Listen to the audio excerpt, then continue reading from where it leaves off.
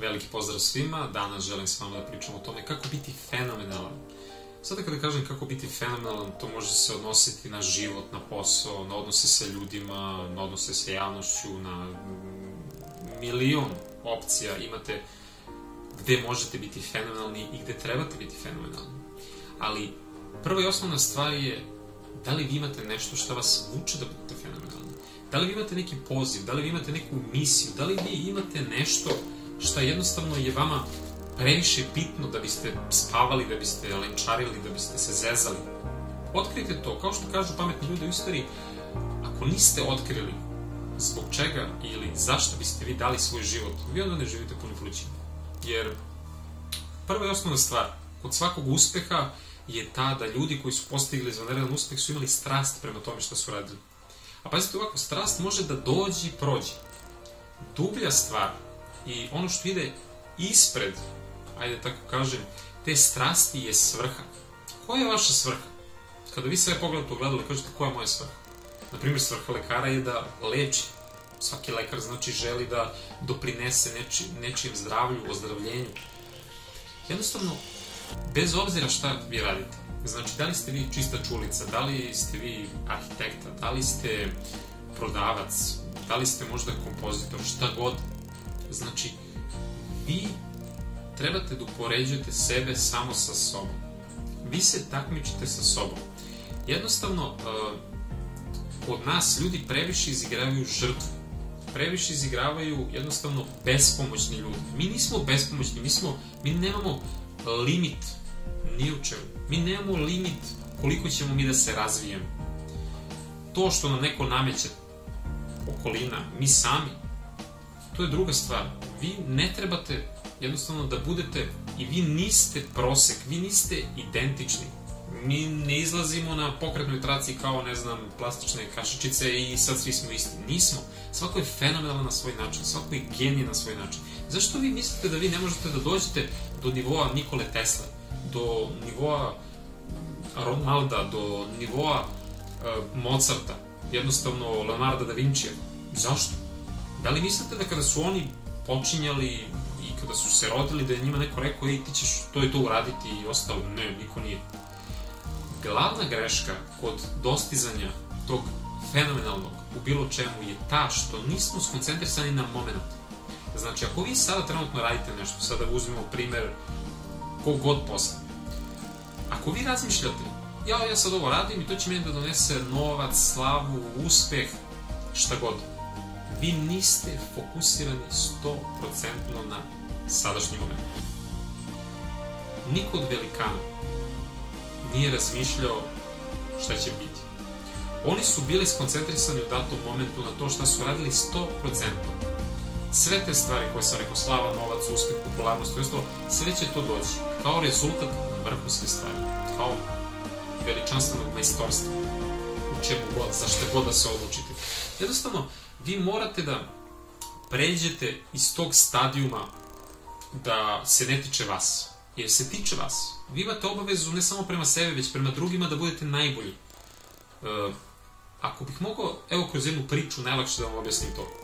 Nekada davno čovjek je išao putem i malo ispred njegove kuće je video trojicu čoveka kako se motaju levo-desno, da li su krenuli nešto da grade, šta li god, i on je prišao i pitao prvog, dobar dan, šta radite tu?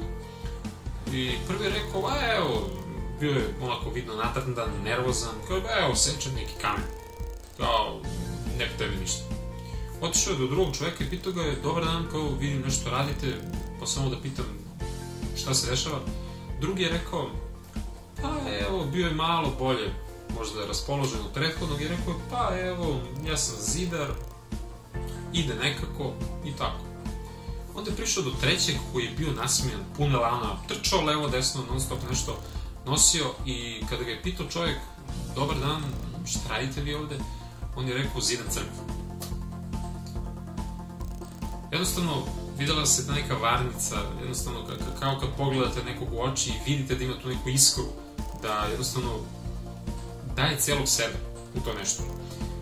Čovjek mu je rekao, ok, kao kada budete završili ovde vaš projekat, moja kuća je nadiđe možda jedno pola kilometra, stvarate do mene imam posao za vas. I sada ja vas pitam, zašto mislite da je baš izabro njega? A sva trojica radi isti posao. Isto tako i vi. Vi možete, na primjer, da pravite pecivo u pekari. Zašto ne biste pravili još bolje pecivo od onog kakvog pravite? Zašto jednostavno ograničavate sebe, a neću da dam svoj potencijal ovde, jednostavno zašto bi se trudio previše ulago? Pa baš zato i trebate. Zato što će vas to izdići. Kada dostignete neki nivo, to vas prebacuje na skroz drugi nivo, gde možete i onda još veći nivo da dostignete. To jednostavno, penjete se non stop. Penjete se u životu, duhovno, umno, telesno. Non stop se penjete. Veoma je bitno da shvatite da sve što radite, ne radite samo za sebe, radite za okolinu, radite za prirodu, radite za druge ljude. Vi nemate predstavu na koliko ljudi vaš život utiče. I onda koliko trebate da budete sebični, da vi nešto radite, aha, samo radim da bi meni bilo dobro. Niko nije nikada nijednom velikanu ništa obećao. Niti je rekao, a oni su ipak davali sebe, bespoštedno. Vreme je i krajnje vreme da preuzmete odgovornost za svoj život, da nezadrživo krenete napred, u čemu god i šta god da radite, kakve god da su vaše okolnosti.